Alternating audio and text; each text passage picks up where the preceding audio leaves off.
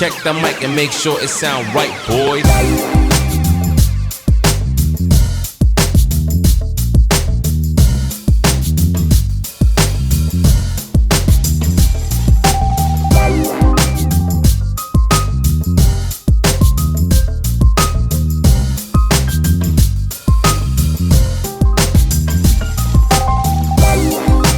Hello, Cobbs Corner family, and welcome to another episode of Cobbs Corner, your one-stop shop for all things TV, film, and pop culture. If this is your first time listening, welcome, and to my returning listeners, welcome back to Cobbs Corner. This is our 90th episode. Guys, we are so close to big 100th episode. I'm so excited for that. I have no idea what I'm doing for that episode yet, and so close. 90th episode of Cobbs Corner. Thank you for listening and sharing this broadcast. Now, if you've been listening to this podcast for a while, you'll know that we've been doing the AFI series, I think, for about a year now. I feel like I did Citizen Kane maybe back in like October when I was still overseas. Throughout our AFI series, we reviewed classic films. We've done The Godfather. We've done Citizen Kane. We've done Sunset Boulevard. Most recently, I did High Noon. All these movies are considered classics by film reviewers of all backgrounds, myself included, but none of those films are particularly considered adventurous movies. And that's what we're going on today, an adventure. In today's episode, AFI series is taking us to the deserts of Cairo in search for the Ark of the Covenant with number 66, Raiders of the Lost Ark. And of course, I couldn't go on this adventure by myself. All right, I had to bring someone else along. My next guest, you probably heard him on your airwaves before. You probably listened to one or two or three of his podcasts. He has been in the podcasting world for over half a decade, now hosting multiple podcasts, including Underrated, Infinity Stones and Dragon Bones, and the Midnight Film Society. He's a writer and film critic who has had his work published on Watch Mojo and in Film Threat magazine. You might have even seen him on a panel at the San Diego Comic-Con earlier this summer. Ladies and gentlemen, let's all give a warm Cobbs Corner welcome to the one, the only, Derick McDuff. How's it going, Derick? It is going well. Thank you so much for having me on. Thank you for that great introduction. So yeah, I always have a lot of fun talking about movies, and I'm very excited to talk about one of my all-time favorites with you here. Absolutely. Since you are a first-time guest on Cobbs Corner, not sure if you've listened to times I've had other guests. In order to properly welcome you to the Cobbs Corner family, you see, me, I'm obsessed with origin stories. Okay, my first episode was Iron Man. That's a superhero origin story. I love origin stories. So I gotta ask Derick, what is your origin story? What is the origin story of Derick McDuff? Like, how did you, I guess, kind of starting at like Watch Mojo to then Film Threat magazine and then starting the Underrated podcast, like kind of what made you want to like come into this space and like review movies? So I just want to give you the floor. I know that was a loaded question. But. Yeah, no. Because I've always been a very big fan of movies, since I was a kid. And, this is one that I watched quite a bit as a kid. So, especially once I started getting into college and I started to watch better films, I was for a little while a theater major. Then I switched over to becoming an English major because I got really interested in writing and I wanted to be a writer. And I started pursuing that path. And, being a big fan of, a lot of these online publications and stuff like Watch Mojo, I was like, you know what? I'm a really big fan of them. I'm going to see if I can write for them.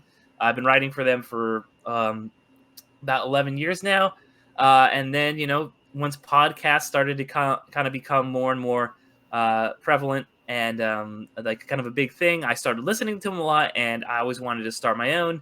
And I knew that it had to be on movies, and I didn't have a hook for a little while. I started doing just some stuff on the Infinity Stones Dragon Bones one at first. That was just kind of an infrequent one I do on Marvel movies. So like you, I started out with Marvel. But then I started a more frequent and kind of my bigger podcast, Underrated, because one day I was just watching Stardust and I was chatting with some friends and I was like, this is a really underrated movie. And then I was like, oh shit, that's the pitch for the show right there. I'll talk about Sure, underrated sure. movies because I always love talking about movies. I mean, obviously, it's always fun to talk about a movie like Raiders of the Lost Ark that gets a lot of love, but it's also really fun to like shine a light on these hidden gems, you know.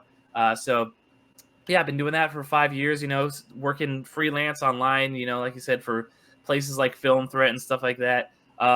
You know, just writing reviews and having a good time.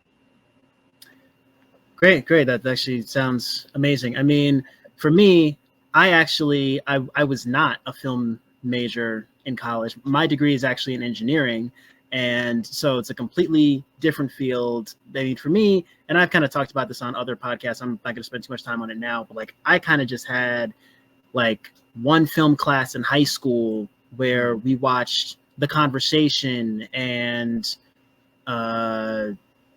Eagle Eye and Snowden, Ex Machina.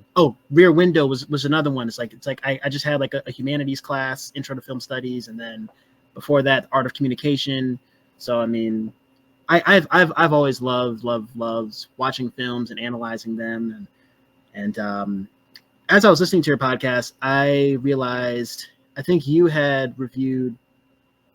I think of all the episodes that you've done, there's only one movie that you and I have both reviewed, and that's The Count of Monte Cristo. I don't know if you've heard that episode. Oh, I didn't get a chance to listen to your episode on that. No, not yet. Okay. Right. I'll have to check it out. Yeah. Well, but yeah, definitely check it out when you can. I think I want to say it's episode 49. I think I did it last summer. You know, Count of Monte Cristo, it's one of the most underrated. It's ironic that we're doing an adventure movie today. Like, I think Count of Monte Cristo is one of the most underrated adventure movies. And you know, just the ability to just kind of live vicariously through these characters, through Jim Caviezel and Guy Pearce, people you've seen before, you know, a young Henry Cavill, Luis Guzman, and just seeing Edmond Dantes just have like the biggest come up of his life. Like you said in your review, it's a revenge story, which is not what I had said in my review. Like I realized I didn't actually say that it was a revenge story. And I had said how really more of like the themes were kind of, and this is kind of something I've applied to my life, is just making the best of your worst days, making the best of those days where you've hit rock bottom and just choosing not to give up, choosing not to throw in the towel. Like Edmond Dantes, he could have thrown in the towel and nobody would have blamed him for that, but he chose not to. Luckily, he ran into the priest and he was able to turn his life around, learn how to read and write, learn about mathematics and economics. And you know, I love how the priest warned him, don't commit the crime for which you now serve the sentence. And so like the theme of like revenge versus like forgiveness. And so yeah, I liked your Count of Monte Cristo review. Thank you. I feel like I was driving home from work, and ironically, I feel like this was one of those days. You see, I don't know what part of the country you're from. Where you from? I'm from like Southern California. Oh, okay. Oh, so you're on the West Coast. Yeah. Wow. Okay, yes. Oh, so you're 3 hours behind us.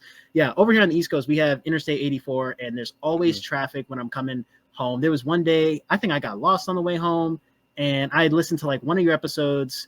I think I missed like 2 of your episodes like back to back because it took me like over an hour to get home. And I'm on the highway. I see the traffic. I tell Waze, take me home off the highway.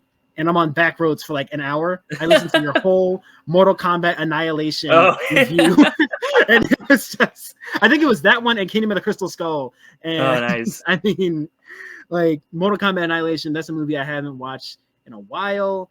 You were right. Like, it's a movie where nothing is working. Nothing works. They're just throwing a bunch of stuff against the wall and seeing what sticks. And like, it just isn't working. And it's one of those movies that's just iconically bad. Like, it's just so bad that it's good. I know there's the whole stigma around like video game movies. I like the new Mortal Kombat, the one that came out during COVID, like 2021. That one I liked. I think the first one was pretty solid. Definitely a product of its time, kind of cheesy and campy. The same. I think could be said for Batman and Robin, which is a movie.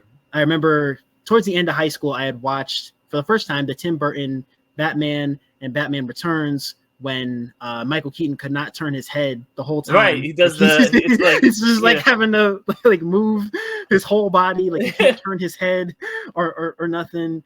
And then like the Joel Schumacher's Batman Forever. I know the song Seal, Kiss from a Rose. I know. That's how I found out about the movie Batman Forever. You know, I mean, Tommy Lee Jones and Jim Carrey are just great in that movie. But like Batman and Robin, I remember watching that movie. You see, the thing is, I'm old enough to remember VHS tapes, but I'm young enough to not know about laser DVDs. I'll never know what life without the internet was like. Right. So I'm kind of like in between like analog and digital. Like I remember my best friend and I growing up, we would always watch on repeat Batman and Robin, Spider-Man, like Tobey Maguire's Spider-Man, and Men in Black on VHS. Just those three movies just on rotation. Yeah. And I remember just like kind of liking it as a kid. I tried watching that as an adult. I couldn't get through 30 minutes. I'm like, what? Why did I like this so much as a kid? No, this is get this. No, put on The Dark Knight. It's like, yes, tonight we're watching Batman and Robin. Nope, I lied. Nope. Right. yeah, that's one, because I'm a little bit older. I remember I was like 7 or something when that one came out, and I was just like, this is the best movie ever, and you watch it as an adult, you're like, what is even, so I totally agree with you. Yeah.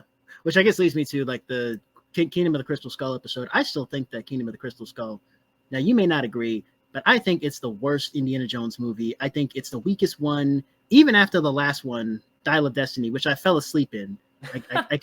I slept through a solid half an hour of that movie. I kept on like coming in and out, and I saw it in theaters too. Yeah, I mean, I don't hate Kingdom of the Crystal Skull as much as everyone else does, but it's the worst Indiana Jones movie. Like that's like, I'm not crazy. Yeah. I guess it is a bit underrated. So what was it like being at San Diego Comic-Con though? Like the Comic-Con panel, what was that like? Oh man, that was so cool because it was basically a dream come true. I've been getting to go to some of these panels for the last couple of years, getting in free to Comic-Cons through the podcast, but I haven't had my own panel up until this last Comic-Con. The one they just did for 2024, and it was a blast. It was so cool because with my background in theater and stuff like that, I love being up on the stage, and obviously, I love talking to people about movies. So just getting to be there at the hub of just kind of like, nerd and movie culture, and getting to talk to people. I had a great group of panelists. It's all people who had been on my show before, and getting to get up there and talk about these movies that I'm so passionate about, and talk about why, because the panel was called Why Films Go Under the Radar. So I was talking about, why certain movies get overlooked, and why, people, critics, moviegoers, whatever, why they might miss on a particular movie. So it was a lot of fun. It was something that I've been wanting to do for a long time. Hopefully I get some more opportunities at future Comic-Cons and other conventions to do some more of it, because it was an absolute blast. Definitely. I have been trying to get to one of these days, get to San Diego Comic-Con. I know here in Connecticut we have, I don't know if you guys have heard of this place over on the West Coast. There's a place called Mohegan Sun. It's like one of the premier entertainment venues on the East Coast and in New England. There's Mohegan Sun, and Foxwoods is the other one. And at Mohegan Sun, they have every August Terrificon, I think is the name of the convention. I think Haley Atwell has been there a few times. We had as a guest of honor, I think 2018 or 2019, Austin St. John, the OG Red Ranger. Yeah. He was a big fan of Jason. There. Yeah. Yep. Jason, R.I.P. Jason David Frank. But I think like for me, it's just been kind of maybe even just attending Terrificon, just like not even like as a podcast, not even like with a press pass or anything, just attending that convention first, and then moving on to NYCC eventually, and then San Diego Comic-Con. That's like the big one. I feel like there's a smaller one in Atlanta.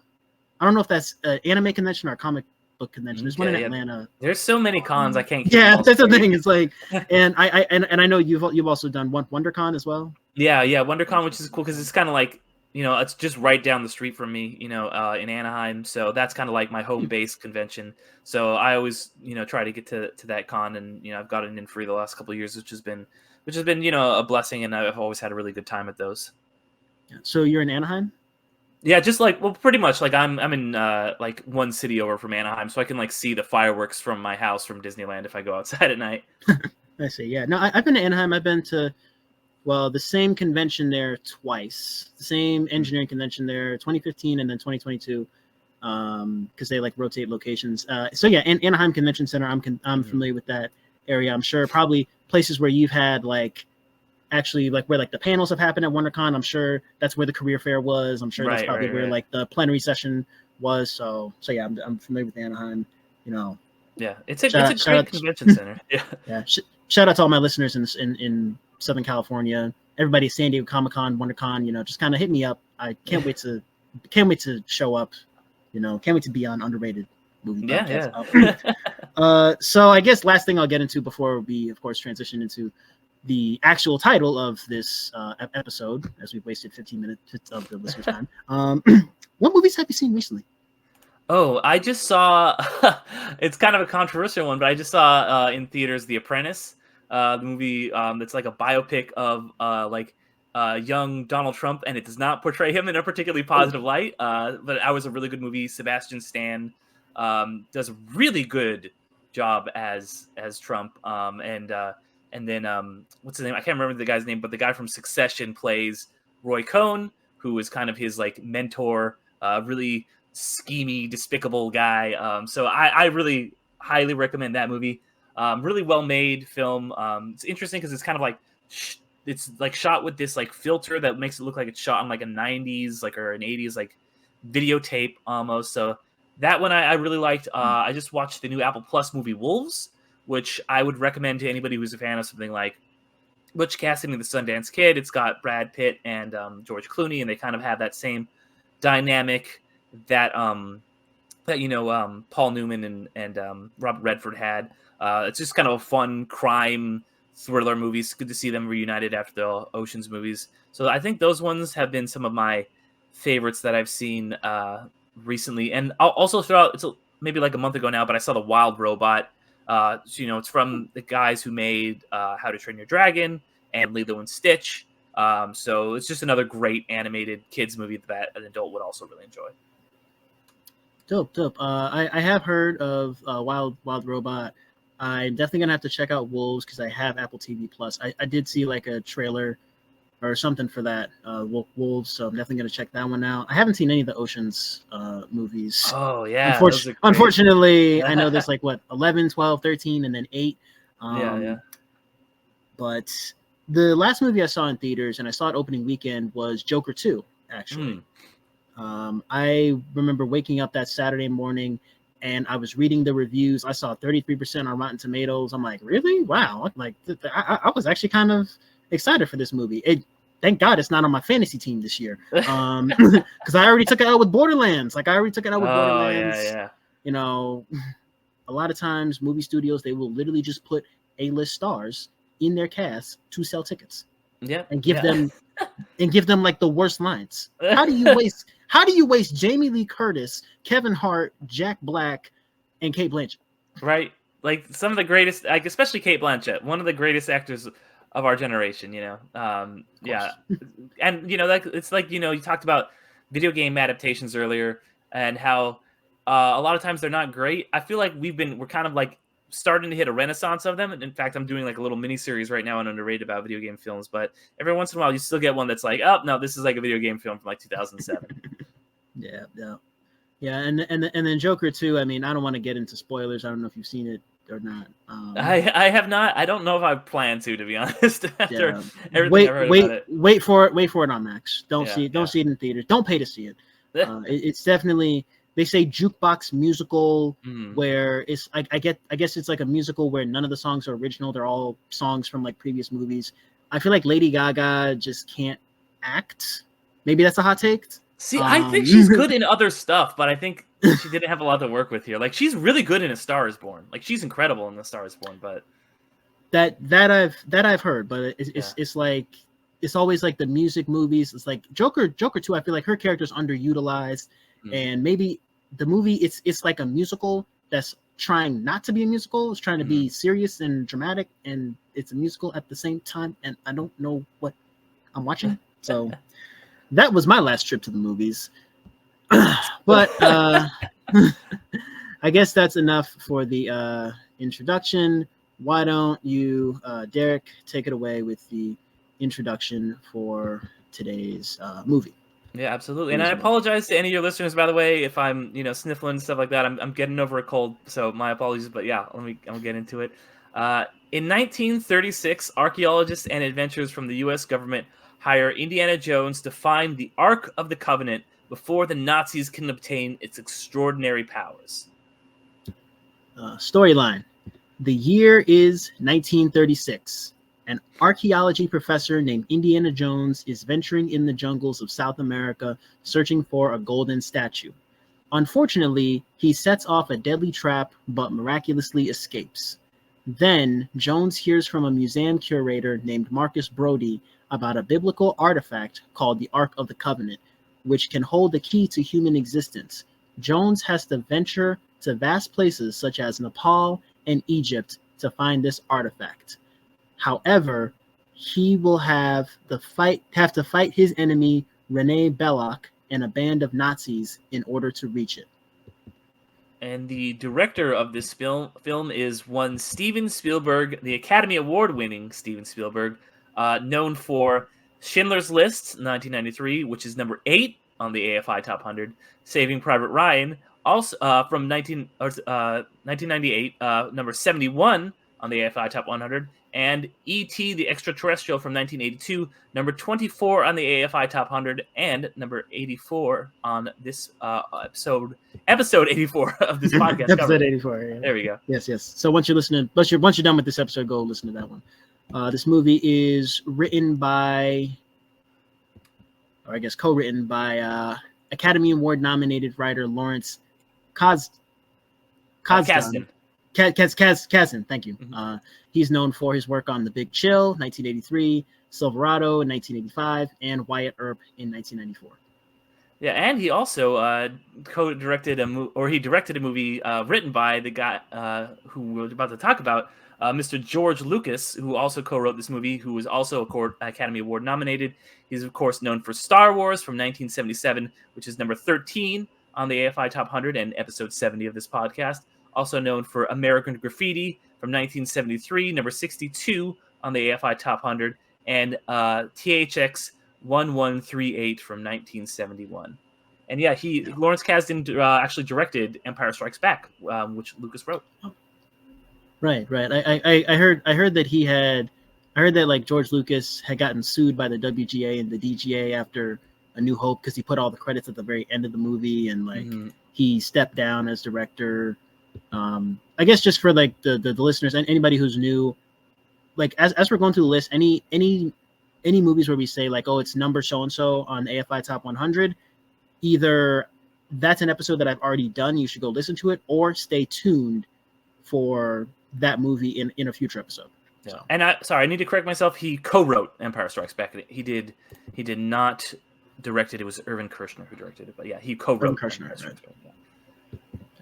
The last writer on this movie is Philip Kaufman, Academy Award nominated, known for his work on The Right Stuff, 1983, Invasion of the Body Snatchers, 1978, and The Unbearable Lightness of Being, 1988.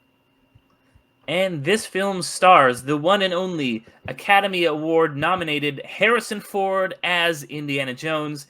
He's also known for playing Dr. Richard Kimball in The Fugitive, Han Solo in the Star Wars franchise, and John Book in Witness, and he will soon be playing President Thaddeus Thunderbolt Ross in Captain America: Brave New World, coming out next year. That may or may not be Harrison Ford's last big name role. He has said that he's in the sunset of his career. Yeah, might be. We'll see. The man is 82. Please do not try to pump out Indiana Jones 6. Karen Allen stars as Marion. Karen Allen, she's known for playing Jenny Hayden in Starman, 1984.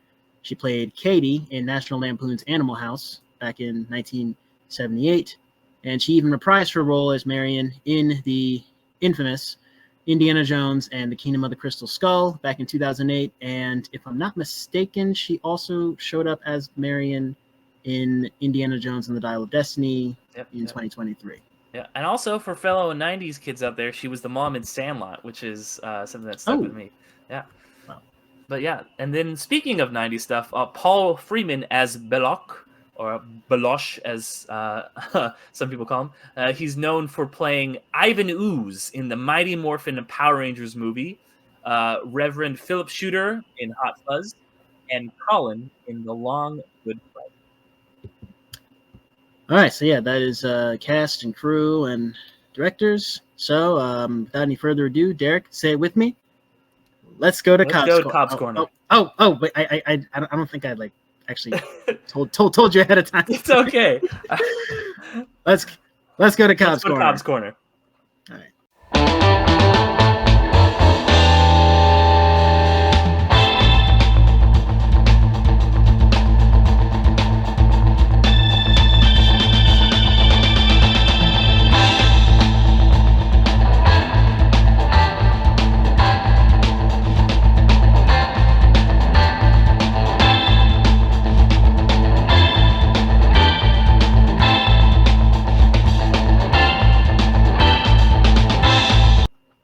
So, Derek, what are some of your favorite parts of this movie? I'll let you start. I mean, this movie is kind of like a non-stop thrill ride of just great moments, right? But I think the one that, if I have to choose one, it's the car chase where, and it's just such good visual storytelling, right? It's the one where Indy he gets in the Jeep and then he punches the Nazi and the Nazi falls out, but then he gets thrown out and he sees guys on either side coming and then he gets dragged. And it's all wordless. It's all just like the magic of movies, right? It's all just everyone involved in this movie at the peak of their craft, right? We already talked about, Spielberg directing, Harrison Ford starring, Lawrence Kasdan and Lucas co-writing, and Lucas is like, he's a guy who's always like, I don't like to do my own stunts, but sometimes I'll get down and dirty, and he's getting dragged around for a lot of it, but there's also his great stunt double who's doing so much good stuff. Harrison Ford, not George Lucas. Yes. And then, of course, I want to shout out Douglas Slocum, who was the cinematographer for the first 3 Indiana Jones movies. The way he shoots these movies, that's one thing I do look down a little bit on, the 4th Indiana Jones movie is it's directed by, I'm spacing on his name right now, but the guy who's kind of become Spielberg's guy. And that movie shot very differently. It's a lot brighter, a lot less gritty. That movie and this scene in particular has a real grit to it, and I love it. It just tells you everything you need to know about this character in this world. It's just great action. It's like that movie, that scene is like, if that scene doesn't exist, you don't get Mad Max Fury Road. Okay, well, yeah, that's a very bold, that's a very bold statement.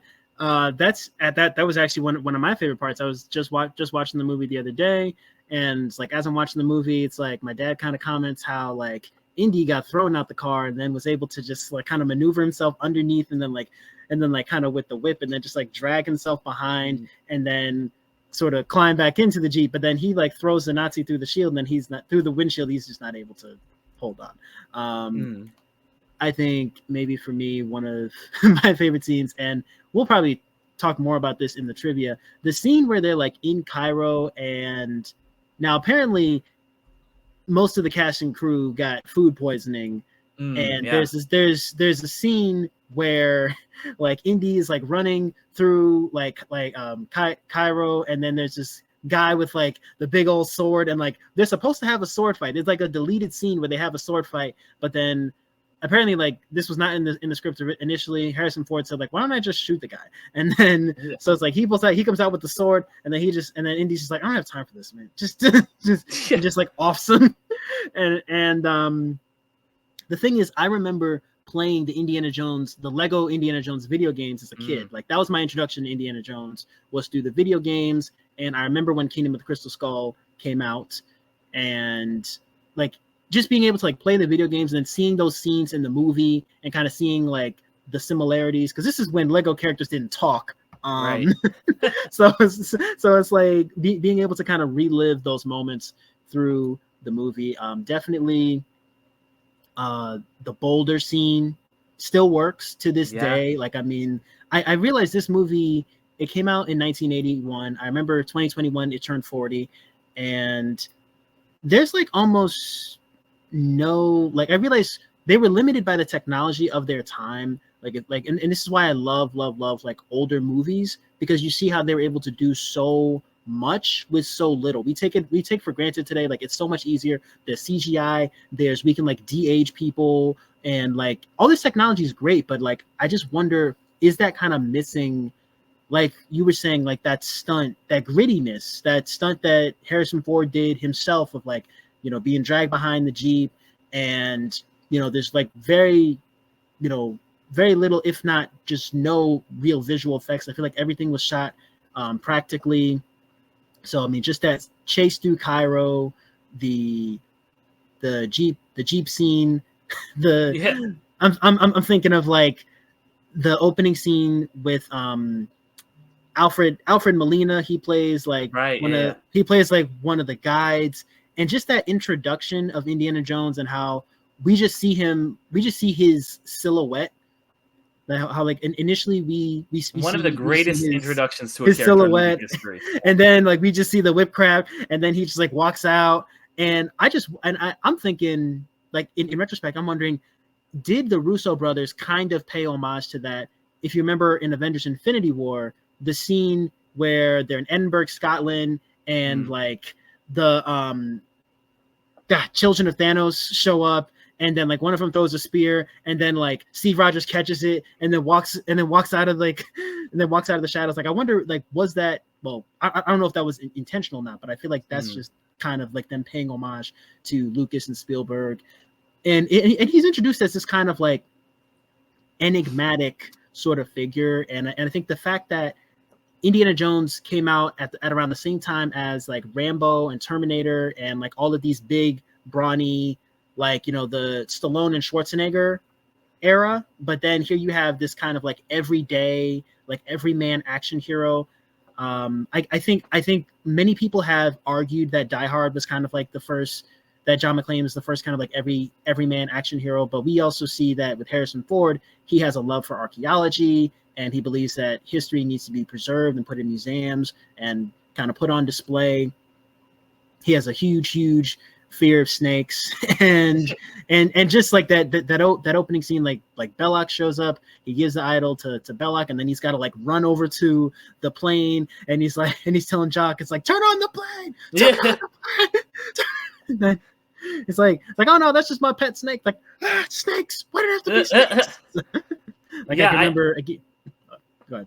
I was gonna say, I think you're really onto something with talking about how, you know, Die Hard kind of gets credited with like it being like the first everyman action hero, but I think this movie really does that, because especially, you know, in the 80s there was all these larger than life, your Rambos, your Sly Stallones, your Schwarzeneggers, these big invincible guys, you know, who just barrel through everything and never get hurt. Whereas like Indy, he gets hurt. He gets like constantly, he's like hanging on by the skin of his teeth. Like he says, I'm just making it up as I go. He is constantly getting like beat and bruised, and like there's bigger guys and are beating him up, and he gets out by his smarts. You know, he feels a lot more like the action heroes that we would get today, you know, like your John Wicks and stuff like that. John Wick isn't like the toughest dude. He's like cool and like a badass and will shoot you or whatever, but he like will fall off a building and like get hurt and stuff like that. And he's not, it's, you know, Keanu Reeves is not like a huge, crazy, like jacked up steroids guy. He's just like a regular dude, in the same way that Harrison Ford is a regular dude in these movies. Yeah, definitely. And I love the scene where it's like he's back at the school, and how I think there's like the student who has like the "I love you" written on the eyelids. yeah. And just like the scene where he's meeting with the folks from the government, and says like, oh, like Hitler is digging for the Ark of the Covenant, and then they kind of go through sort of like the Ark of the Covenant. And I've heard so many different theories about the Ark of the Covenant. Like this movie really kind of puts things in perspective about how that's kind of a treasure that's kind of lost to the world. There's so many different theories. Some say that like, oh, it's in a cave somewhere. I've heard another theory that it's at the bottom of the Sea of Galilee, and that like on the Day of Judgment it's going to like rise from the sea. Like there's so many different like theories about where it is. Some say it was brought here by aliens. I mean, can Crystal go? But but yeah, it really puts things into perspective. Like you realize how many treasures there are, and I guess it's almost like speculative fiction in a way of like where the Ark could be. And for me, it's just those exposition scenes. That scene with the dates where him and Salah, they're in Salah's house and they're learning about like it's like you wait till like a certain time in the day, and then you have to like raise like the staff and and then like the light of the beam of light shoots down, and the whole time you think that Indy's going to actually eat one of these bad dates, and he's got a date in his hand, so it's kind of like creating this like tension with also exposition. Like we're also learning stuff. Like the script really just like does not like there's no real like filler in the movie. Like of course Indy's about to eat that date, and then Salah's no bad dates. It's like again, it's like, hey, remember those dates. Oh, and then they kill off the monkey. I feel like a lot of movies, and maybe Babylon is one of them. The movie's 3 hours long, and I feel like that's maybe a trend now. But it doesn't. The movie did not need to be 3 hours long. Like the movie, there's so much filler in that movie. The pacing slows down. Like the middle, there's like at least like a half an hour footage they could have like thrown out. Like it could have been 2 hours, 15 minutes, maybe 2.5 hours. It didn't need to be 3 hours long. So I like that this movie's like kind of straight to the point, and we're introduced to Indy as sort of this kind of enigmatic figure. You know, we do see a bit of his bachelor pad, and you know that he carries a gun, and I just like the way that they introduced him. And over the course of like the sequels, I mean, Temple of Doom, a lot of the depictions in that movie have not aged well, of course. Just like Temple of Doom, we're introduced to him in Short Round, and then I like The Last Crusade because in The Last Crusade we see how like because up until that point we thought like, oh, Indiana Jones is this kind of like this kind of like I was saying, like enigmatic sort of being. But I like with Last Crusade we get kind of a window into his archaeological origins as a kid, and they introduce his father, you know, Dr. Jones Sr., you know, played by Sean Connery, God rest his soul, and just the banter between like Sean Connery, between like Indiana Jones and his father, and it's like his father's just talking to him like any father talks to his kid, and it's like we realize like no, he's an actual human being, and like you said, he actually does get injured. I love the gag where there's like the Nazi who was like in the black coat, where he walks into the tent and he pulls out like the clothesline. Like it looks like the nunchuck thing, and it's a gag that Spielberg had tried, I think, in 1942, and it didn't land. So he was like, "I'm gonna reuse it here," and it works here.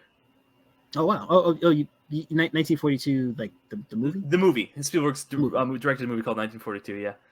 Okay, yeah, I'll definitely have to check that out. That is a movie that people do not like, and I have actually not seen. But in knowing the lore surrounding this movie, that's one of the things I learned is that that was something that he tried in another movie, didn't particularly work. The comedic timing wasn't off. Spielberg is kind of hit or miss on timing, but it worked out in this one. Yeah. Did you have any other favorite parts? Yeah, I mean, there's so many, like the whole movie, you know, there's so many I can choose from, but I will say the ending is so spectacular. And we talked about the way that they use practical effects in this movie, and the practical effects that are used in that last scene are so incredible, you know, like, I mean, it's obviously a cool scene because you're getting to see like, you know, the Nazis' faces getting melted and stuff like that. And it's this great ending for the movie because it's not like Indiana Jones doesn't like, he just, once again, he wins by being like, okay, you know what? I have to have some respect for this great artifact that these Nazis don't have. He finally learns some hubris, and that's how he wins, not by punching harder than anybody else.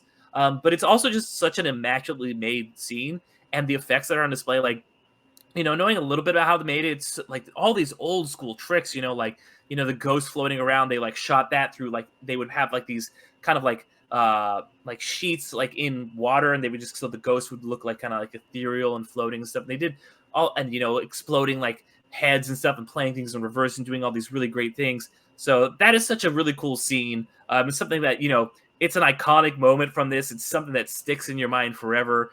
The images of Nazis getting like electrified and their faces turning to goop and heads exploding is always going to be something that sticks with me.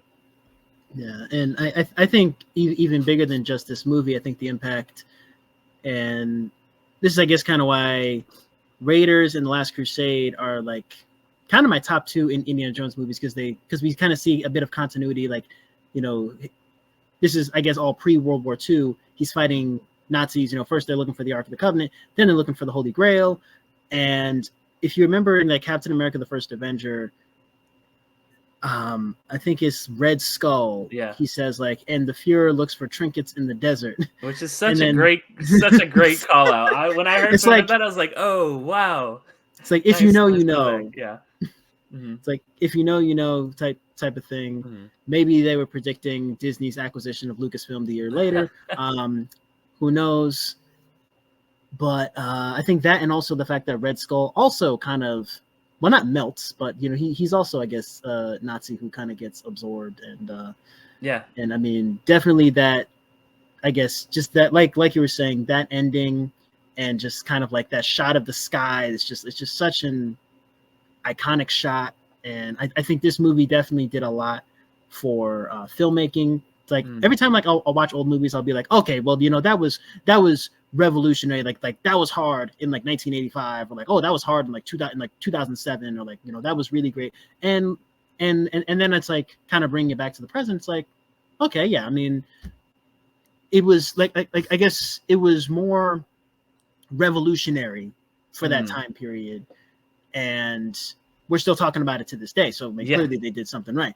But but yeah, I just think the fact that this movie is kind of like the Count of Monte Cristo, like it's an adventure movie, and we get to just, again, live vicariously through these characters, and we get to watch Balak swallow a fly at one point. And, again, that's going to be talked about more in the trivia.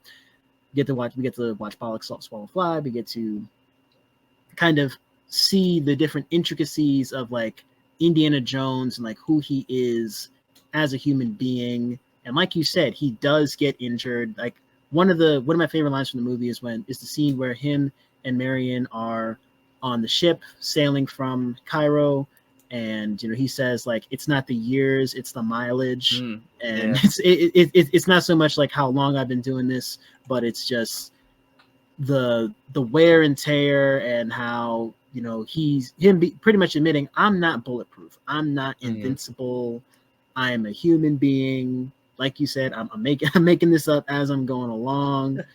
And I mean, I like how, I guess maybe one sort of good thing that came out of Kingdom of the Crystal Skull, I can't believe I'm about to say this, they expanded upon the relationship that he had with Marion.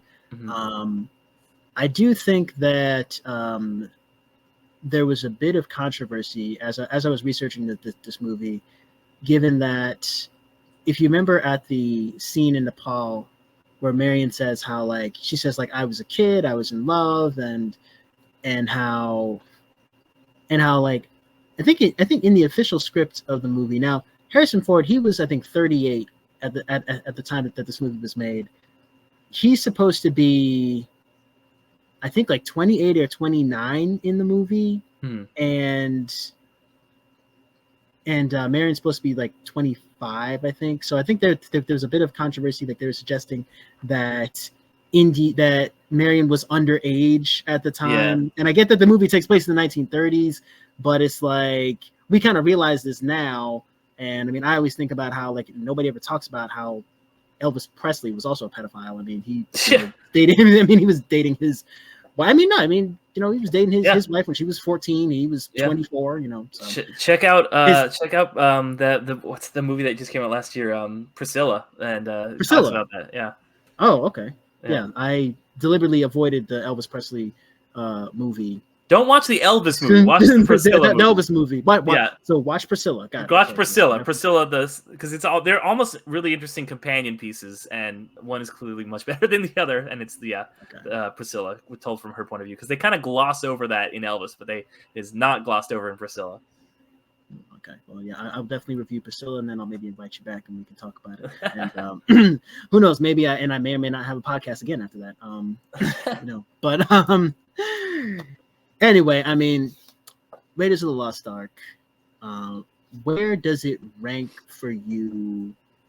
I guess maybe in terms of Indiana Jones movies, and then also kind of where does it rank for you in terms of like Harrison Ford performances? Okay, yeah, that's a good question, because it's always gonna be like 1 and 2. Like, this is always gonna be, it's this and Last Crusade are always my number 1 and 2, and I kind of like, it's a thing where I'm like, I think this might be the more iconic, the more influential, the more important movie, but I think that for terms of my favorite movie and a movie that is just kind of like more fun, I think I would slightly give the edge to Last Crusade, because that movie is just so good. I love, like you brought up, the whole relationship between Indy and his dad. You really get why he is the way he is.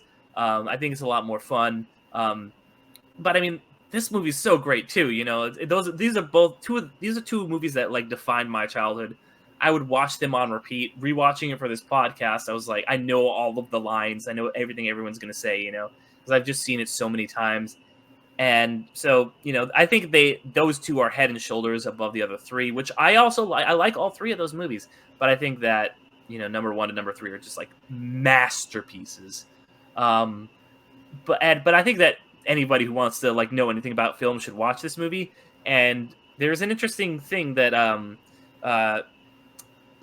who was it?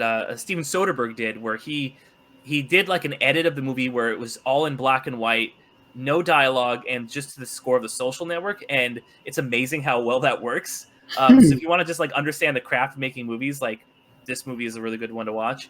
In terms of Harrison Ford performances, he's got some really iconic roles. Obviously, we talked about Han Solo, The Fugitive.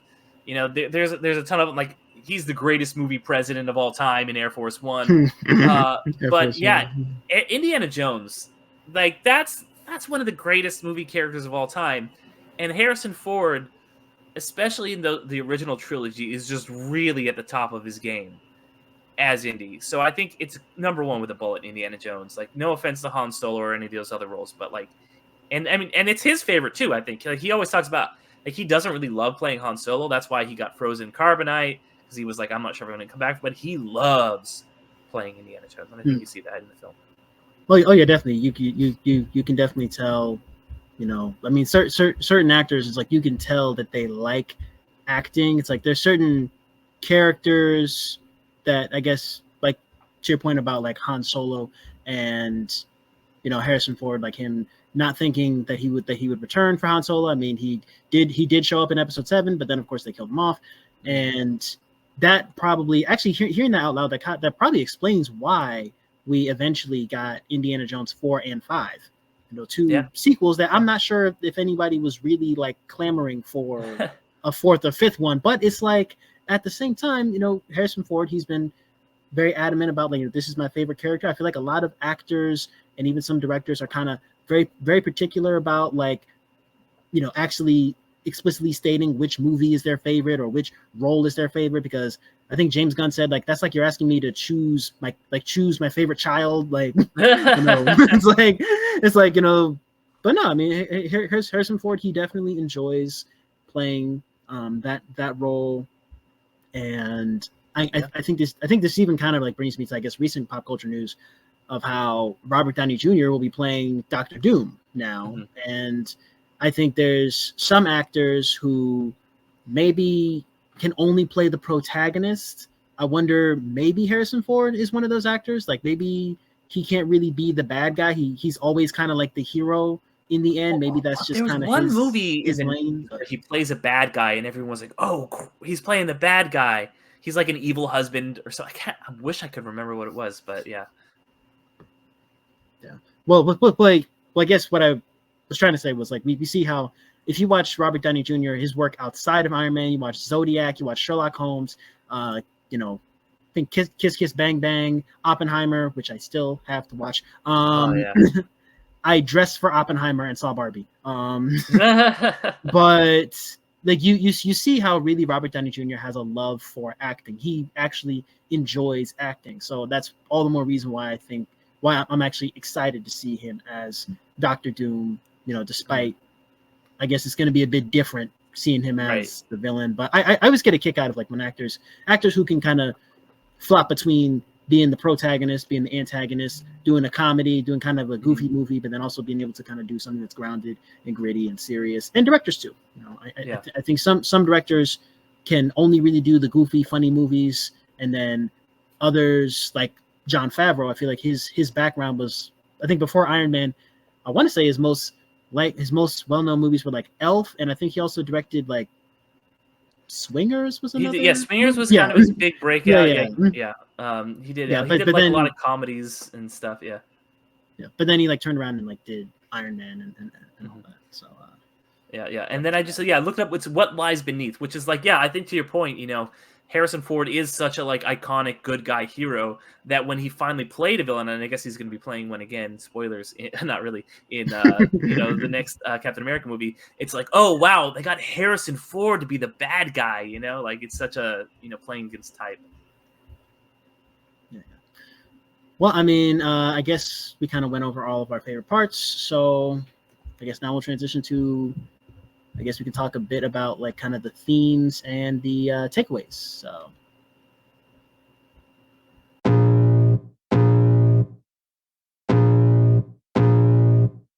I can feel the blood creeping up from the heathens. Got will, got fight, got pride, got reason. If they wanna go eat, then you know I'm gon' feed them. If you're coming for me, hope you're ready for a demon. I got eyes in the back of my head, I'm seeing. Take me for granted and you know I'm leaving. I'ma take what's mine with the webs I'm weaving. I could take this crowd from seeing to believing. Got a taste for blood and my tongue keep.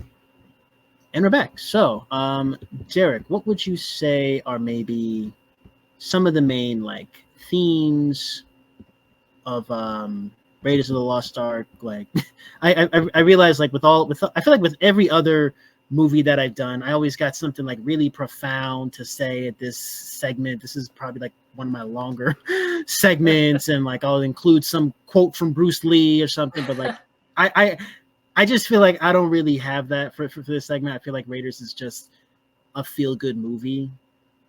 Yeah, definitely. But I mean, I think there's definitely themes running throughout it, and I think one of the big ones is this kind of theme about accepting that there's something bigger than yourself in the world. Like, you know, when this movie starts, it's kind of like he's very skeptical, he's very cynical, and you see, you know, over the course of, if you watch them in chronological order, so starting with, you know, this is actually the second film chronologically.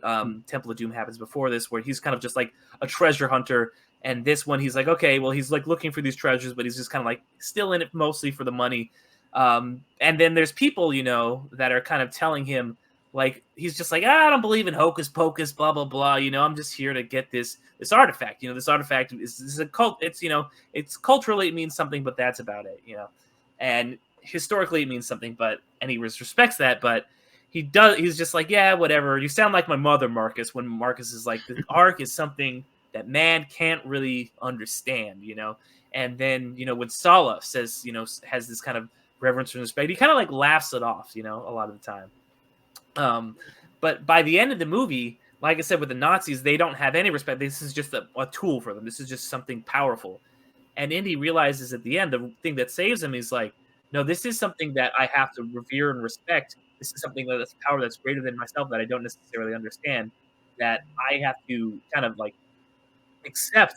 And he closes his eyes and tells Marion to close his eyes. And I think that the relationship that he has with Marion in a lot of ways mirrors that, where she's, you know, she was kind of just like this girl that he hooked up with from the past, and then, you know, like you said, maybe not the greatest, you know, like situation, but you know, that he kind of like turns into this real deep love and respect that you know, in the end, the fourth and fifth movies, it's kind of like they become like this great deep couple that like has this love, and the way this movie ends with the two of them walking off, and he's like, they don't know what they've got there, and she's like, I know what I've got here, and he ends with her. But I think that the themes about whether it be like relationships and love, or whether it be something else in the world, these things that are deeper and more complex than just your selfish goals, and how he kind of his character arc throughout the movie. I think that is the big theme running through it. Beautiful, beautiful.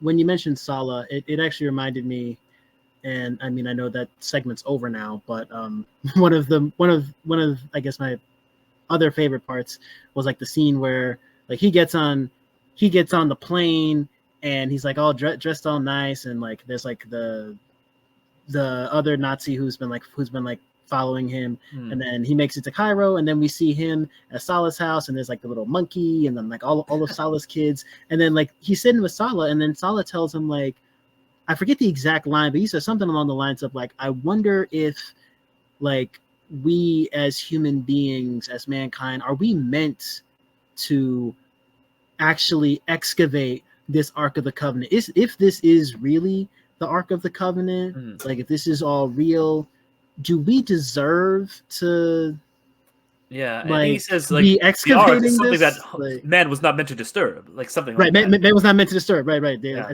I think that's the line. Have you heard the theory of with Raiders of the Lost Ark that the whole movie would have, like, everything would have worked out if Indy wasn't there? I have heard that, and it's something that I actually think is really interesting, because it's like, oh yeah, like, because he is kind of inconsequential, I feel like it does kind of play to that. I think, because it's like, but then, because it's like, oh yeah, the Nazis would never, if he hadn't gone and like found the room, then the Nazis would never have gotten it, or it would have just like ended up on that island, and they all would have died or whatever. But I think it's one of those things. Doesn't happen. Right, yeah, it's like maybe they would have found it eventually, we don't know, but I think that does kind of speak to him realizing that his place in the universe is not exactly what he thinks it is. And I kind of like movies like Inglourious Bastards is kind of the same way, where it's like, if we hadn't done anything, this might have actually turned out better. I kind of like that wrinkle in movies sometimes. Yeah. Now, when Inglourious Bastards, that's probably I haven't talked about any Tarantino movies on the podcast yet. I think Pulp Fiction is on the AFI list. I'm not 100% sure. Inglourious Bastards, I would say, is not Tarantino's best film. His masterpiece is, of course, Pulp Fiction, but I was put onto Tarantino through Inglourious Bastards. When I was in high school, we did a unit on the Holocaust and on genocide. We watched and analyzed just the opening scene, just the first chapter, where there's that family in France, and it's like the father, he just sits down with Christoph Waltz, Hans Landa, perfect villain, and it's just like the stare down. It's just like, you're sheltering enemies at the stake. They're hiding under the floorboard. It's like, but I guess you were in high school when that movie was already out makes me feel a little old, but keep going. Oh, okay. Oh, my bad. No, it's all good. yeah, but that's definitely my favorite. That's like peak Tarantino. But what you had said about how, I guess with Inglourious Bastards, it's like, sure, it's like alternate history. They intentionally alter history with like the whole Operation Kino. That's not actually how Hitler died in real life. So it goes from, like, I guess, historical fiction, and Raiders of the Lost Ark is also historical fiction, a bit of alternate history. They're intentionally, well, I would say The Last Crusade is more alternate history, given the fact that we actually do see Hitler in The Last Crusade. That I think that's more alternate history. And but yeah, I guess having that alternate history and realizing that, yeah, sure, there's a version of the movie in the multiverse where in the Lucasfilm multiverse, there's a version of the movie where Indiana Jones just isn't consequential to the plot of the movie. And sure, maybe the plot plays out a bit differently. It's almost like an Avengers Endgame, and they never talk about this. There's an alternate timeline where Gamora, the Black Order, Nebula, and Thanos all go missing in 2014. Yeah, exactly. And the MCU plays out, Guardians of the Galaxy plays out without Thanos, and like the Asgardians probably make it safely to Earth. Like Yeah. there's that alternate Snap. timeline where Thanos, Yeah. where Thanos is just not there, and everything, Mhm. everybody just kind of chills. Yep. The emergence happens 5 years earlier. Mhm. Right. Yeah. The Eternals come out and save everybody. Yep. Sorry to all of the film buffs who probably came to my podcast to actually listen to us talk about Raiders of the Lost Ark. I can't not include other mediums and kind of just like pull from here and here and here. You got to and have it's tangents on a like, podcast, otherwise, it doesn't. What are you doing? Exactly. In a sec, we gotta have tangents. I really love your point about there being something bigger. That there's something bigger than you all, bigger than us. I mean, I maybe have hinted at it a few times on the podcast, and I'm not sure what your, spiritual religious background is, but for myself, I'm a Christian, I believe, in, God and there being a higher power. So I think that this movie kind of hits home a bit for me. Of course, the Ark of the Covenant and how that, held the tablets that Moses wrote the Ten Commandments on, again, lost to the world. There's so many different theories out there, I mean, if anybody happens to find them one day, but I guess just this idea that you as a human are finite. The world's, well, it's gonna sound bad, but I guess like the idea that maybe like the world doesn't care about you, which I feel like that might come off as negative, especially in today's day and age. But like just this idea that like the world is going to keep turning, whether you are, living, like whether you're choosing to like actually go out and contribute to the world and like live your life or not, kind of what you as one individual does is really kind of in the grand scheme of things inconsequential. And I think maybe Doctor Strange, he might have hinted at that in Avengers Infinity War, him saying, I will not hesitate to let you or anyone else die if it means saving humanity. We're talking about like the greater good. So I think the greater good, and it's seeing the larger picture beyond just you and your own selfish gains, and having that larger goal, I think is one of the main takeaways of the film, for sure. Yeah. Hard agree for me on that one. Yeah. Well, I guess we can at this point get into the trivia in Raiders of the Lost Ark Plus.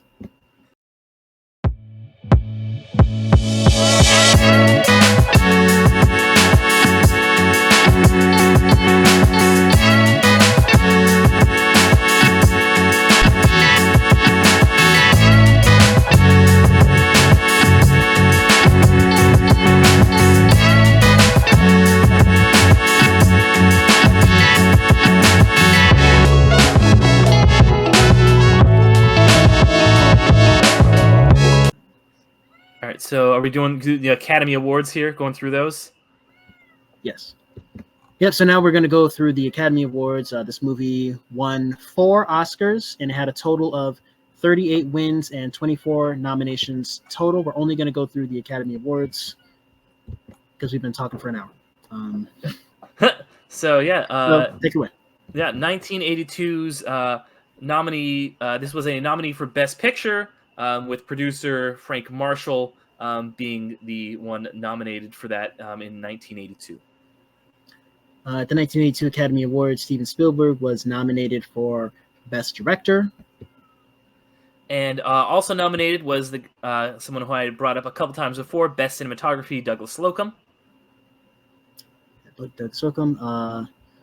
Best Art Direction for Set Direction. So the movie actually won the Oscar for Best Art Direction,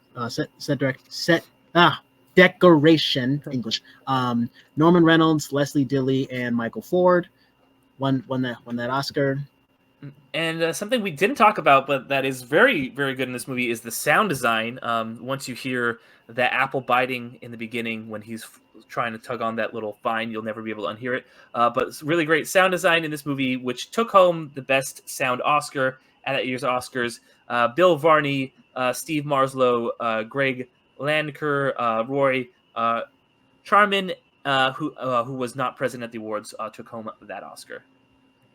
Yeah, I think there was, I forget the exact name of the podcast, but as I was like kind of researching the video, researching this movie, and I was like watching YouTube videos about Raiders of the Lost Ark. One of the guys, I think he's based out of Cleveland, he said how like he actually went to a theater out in Ohio where it was one of those like live symphony movies where like you watch the movie and then there's a live symphony actually like playing the score. So yeah, I did that for Amadeus. It's really fun. Yeah, I'm trying to go. I was gonna go to the Avatar: The Last Airbender one, like 2 weeks ago. Ended up not going, but I'm trying to go again in December. Nice. But yeah, I definitely gotta get to one of those. Michael Kahn won the Oscar for best film editing. So I think that's 3 Oscars so far. Yep. All right, and then for best effects, they also won best visual effects. Of the team of Richard Elmond, Kit West, Bruce Nicholson, and Joe Johnston, who would go on to become a director in his own right, directing movies that one of my favorite movies that was influenced. A couple of movies that were influenced by Indiana Jones. One being The Rocketeer, another one we've kind of lightly alluded to. He directed the first Captain America movie. Yep. I have not. The Rocketeer, that's a Disney movie, right? Yeah, early 90s Disney movie. It's kind of like, I'm like, well, we didn't get an Indiana Jones movie in the 90s, but we got The Rocketeer. Rocketeer, I've seen just that. I haven't actually watched it, but I've seen like kind of like that movie pop up on my Disney Plus once or twice. I mean, Joe Johnston, it kind of explains that connection of him sort of alluding to Raiders of the Lost Ark, because he also was, it looks like, a sound designer or no, he worked on the visual. He was a part of the VFX team for Raiders of the Lost Ark, so kind of a callback to one of his earlier projects. If I'm not mistaken, Joe Johnston, I know Spielberg did Jurassic Park. I think Joe Johnston directed, was it Jurassic Park 3? Yeah, it was 3. Yeah. The third one, which I feel like we don't talk about. It's not the best. There's other better Joe Johnston movies, but he has a really interesting career trajectory because he starts just at Lucasfilm, and then after working at Lucasfilm for a while, George Lucas actually, I don't remember if it was like half of it or if it was the whole thing, but paid for a big chunk of his tuition for him to go to film school, and then he came out the other side as a director. Oh wow, great! That's great. I heard that Steven Spielberg was rejected from film school 7 times. I think. I don't know the exact number. I know he was. Yeah. So yeah, that checks out. One of these days, I got to do the. I think there's a Steven Spielberg movie that HBO did, like a biopic. So I got to check that. Oh, I've seen the documentary they did, Spielberg. It's okay. It's fine. Yeah. Of course. This wouldn't be, a Steven Spielberg, George Lucas movie, without, of course, the man himself, John Williams. Yes. One of the most incredible soundtracks. Original score. For Best Music, Original Score, nominated for Best Music. I'm wondering who actually took the Oscar and in 1982. Because I'm thinking, I know there's John Williams. He has done a lot of Spielberg movies, a lot of Lucas movies, but then I'm also thinking Fire year. I want to say it is Chase of Fire, probably.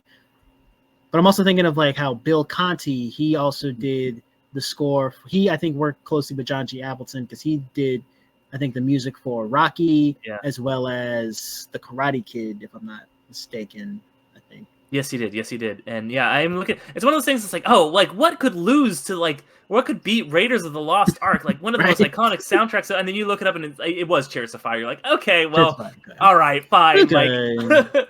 All right, that's a pretty iconic score too. The thing is, I know that from Madagascar, actually, not from Tracy. Right, a movie I haven't seen, but that the soundtrack is burned into my at least that song is burned in my brain. Yeah. All right, so why don't you close us out with the awards?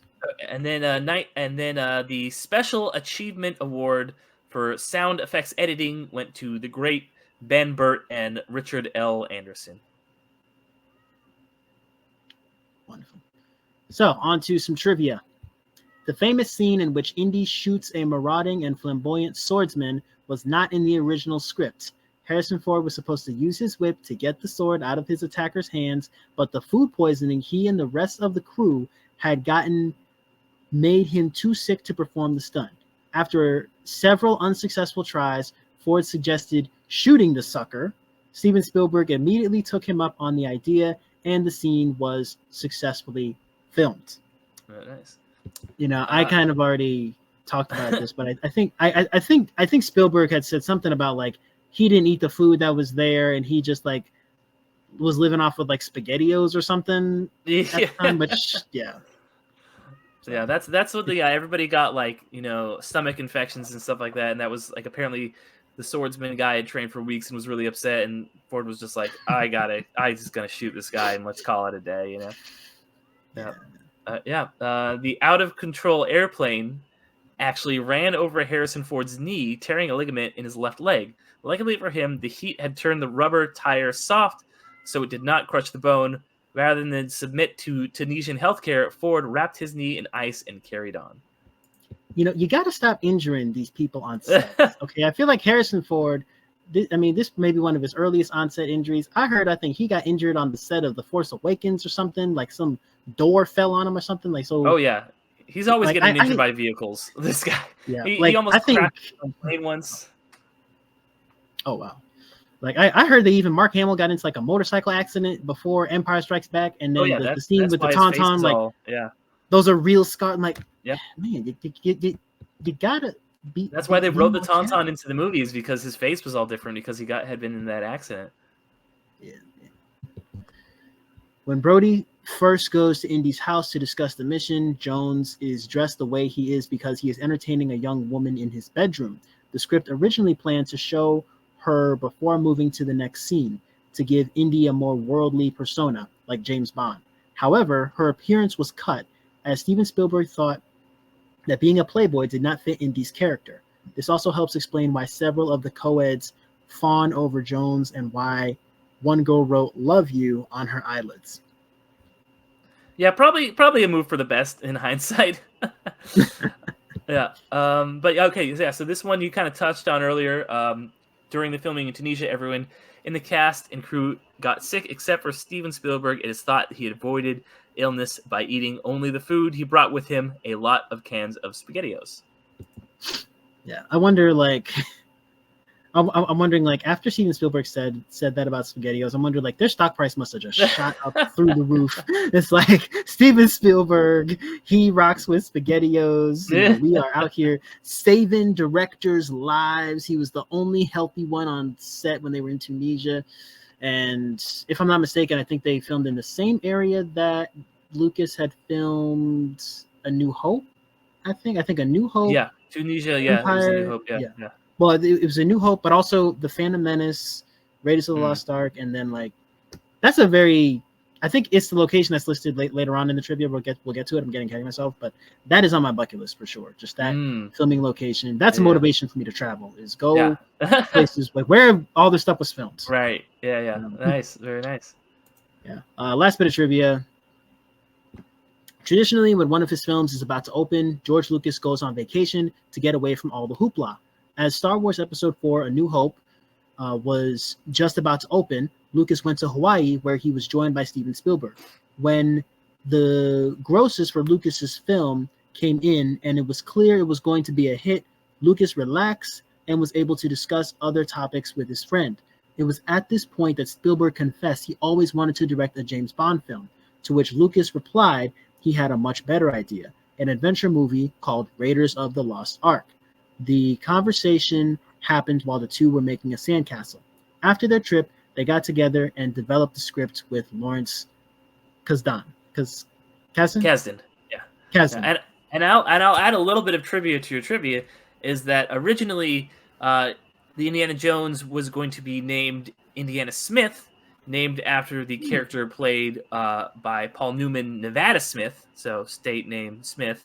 But Spielberg had pitched it, and Lucas did not like that, so they changed it from Smith to Jones. Oh wow, okay. Yeah, I remember watching Pitch Meeting, and I'm thinking like, okay, so I've got like Arizona Smith. Nope. Don't like that name. Okay. We got Cleveland Johnson. Nope. Indiana Jones. Nope. And Nevada Coleman. Nope. Actually, just go back to the one before. Indiana Jones. Oh man, I love pitch meetings. Those are great. Like, actually, it's going to be super easy. Barely an inconvenience. Shout out to I almost said Ryan Airy, but nope, that's Screen Crush. About to get me on the red notice for Screen Rant. Be like, do not collaborate with Cobbs Corner. So, Derek, why don't you read the user review for us? Yes, sir. All right. So, it's just out of curiosity, where does this review come from? This review comes from IMDb. This is a user review. IMDb is very kind of crowd sourced, sort of regular people kind of uploading their user reviews. So, all right, take it away. Well, this is what the people think. An army of fascists seek to plunder an artifact so precious it's a wonder. An archaeologist will resist using whips and guns and fists in a treasure of a film packed with adventure. There are puzzles to be solved and riddles to be broken. The dialogue's a joy, beautifully spoken, action-packed from start to end. Returns a massive dividend, engaging all the way and thought-provoking. Yeah, perpetually entertaining. This review is titled Perpetually Entertaining with 9 out of 10 stars. The IMDb rating is 8.4 out of 10 stars, which lines up with the Letterboxd score of 4.2 out of 5. I agree. I maybe give this an 8.5 out of 10, maybe just because of like you were saying, the themes and also just the excitement of just it being an adventure film and just the introduction of Indiana Jones and all that. So yeah, I definitely agree with this particular user's review. Yeah, I mean, for me personally, I'd give it a 10 out of 10. This is like one of my favorite movies of all time. This is a banger, So 5 stars. I give 5 stars on Letterboxd, so double that for the IMDb score. Yeah, absolutely. I'm always like on the fence about giving a movie 10 out of 10 because it's got to be like, knock your socks off. And maybe I'm biased because I wasn't alive when this movie came out, but like I feel like for me, I'm always gonna remember the silence, and I kind of wish I saw Avengers: Infinity War in theaters a second time just for the audience reactions. But just seeing it that opening weekend, I saw it like that Sunday at like 10 o'clock in the morning. The dead silence in the movie theater at the end. Yeah, like you can't recreate those moments. So I was just like, maybe I'm like sort of blind with nostalgia a bit, but it's like in Infinity War for me, like that's a 10 out of 10 movie. I mean, and just out of, I guess, recency bias. Yeah, if that makes sense. I mean, I was born just a couple months after Last Crusade, so yeah, this was before my time too. But yeah, for me, I agree. It takes a lot for me to give a movie 10 out of 10, but this one, it crossed that threshold for me. Why don't you tell us the, I guess, release date? So yeah, the release date of this movie was in the U.S. was June 12th, 1981. This is an American movie. Its country of origin is, of course, the United States of America. And the languages spoken are English, German, Spanish, Nepali, Hebrew, and Arabic. 6 languages. I think this is the most amount of languages that have been in any film that I've reviewed ever. I'm trying to think, where was Spanish in this movie? Because I copped all the other languages, but I'm trying to remember where there was any Spanish in it.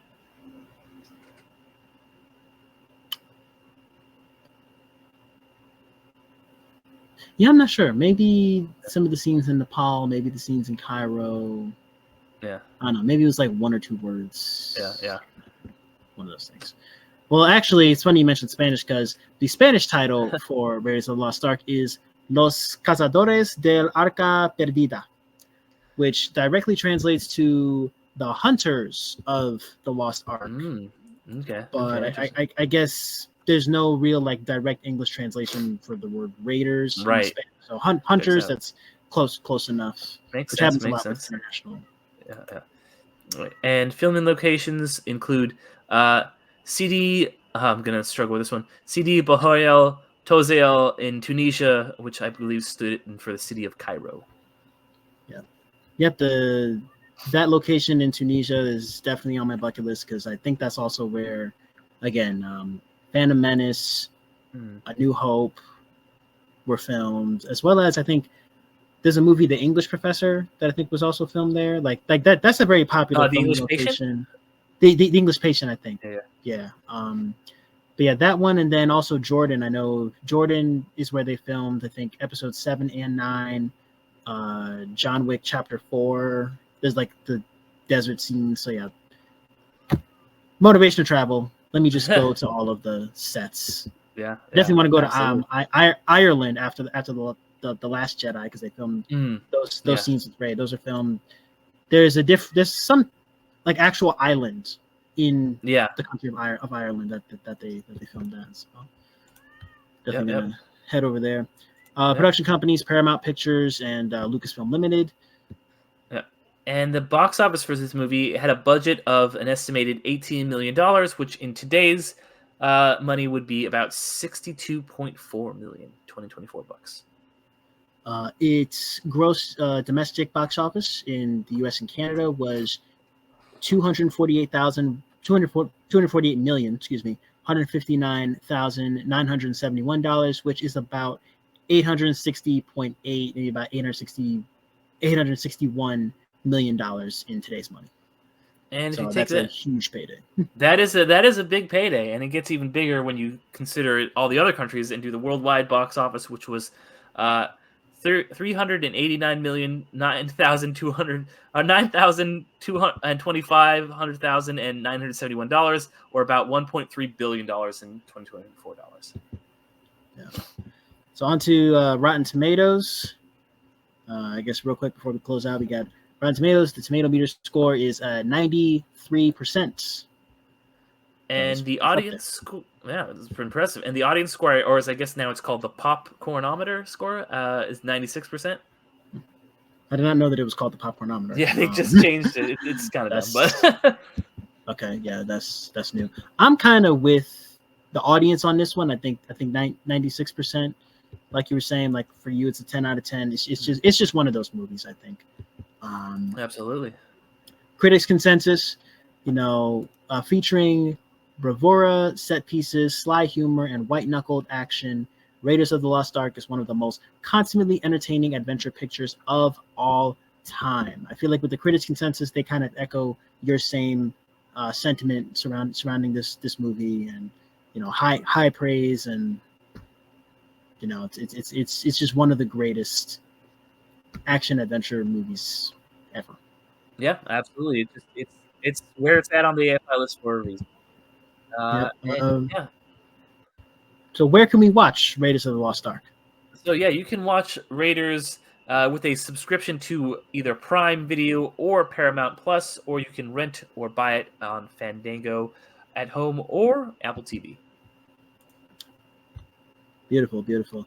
I guess that is all that we have for the Raiders of the Lost Ark, this movie review of Raiders of the Lost Ark.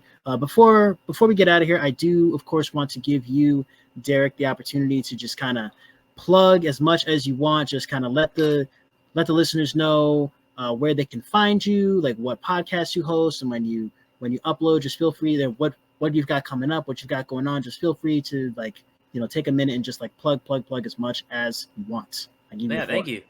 Yeah, so like we had mentioned at the top, I host a number of podcasts, the most prominent of which is the Underrated Movie Podcast, which comes out every other Monday, where I will be talking about films that are underrated, underappreciated, or ones that have slipped under the radar and passed most people by. I am just started the day that we're recording this, a series on video game movies called 8-Bit Cinema. So just covered Silent Hill, but I'll be covering a couple more video game movies, including the Japanese Ace Attorney film, Pokemon, the first movie, and Gran Turismo coming up, kind of talking about the history of video game movies and how they developed and how they got to where they are today. I also co-host the Midnight Film Society, and whenever there's a new Marvel movie, I do another podcast called Infinity Stones Dragon Bones. You can find all that stuff just by going, listening however you listen to this. Just look up Underrated Movie Podcast. It should come up. Or go to underratedmoviepodcast.com, and it will have all of the relevant links there. Absolutely. Yes, definitely all of you who are listening to Cobbs Corner, I am requiring you all to go listen to Underrated Films podcast. He has got some complete bangers out there. Go back, listen to his Spider-Man 3 review, listen to Infinity Stones and Dragon Bones, listen to his Deadpool and Wolverine review. That's definitely one of my favorite movies of the year.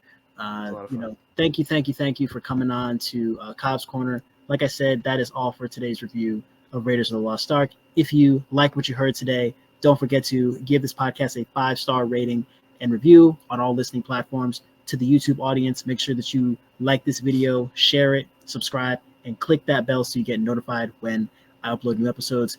If you want to stay up to date on all things Cobbs Corner, then you need to follow me on Instagram, Threads, and TikTok. All that information is in the show notes below. Email me with movie suggestions, comments, etc. at cobbscornerpodcast@gmail.com. If you made it to the end of this episode, I greatly, greatly appreciate you. Click the video on the screen right now to listen to my review of High Noon. And as always, I'll talk to all of you in the next episode. Peace.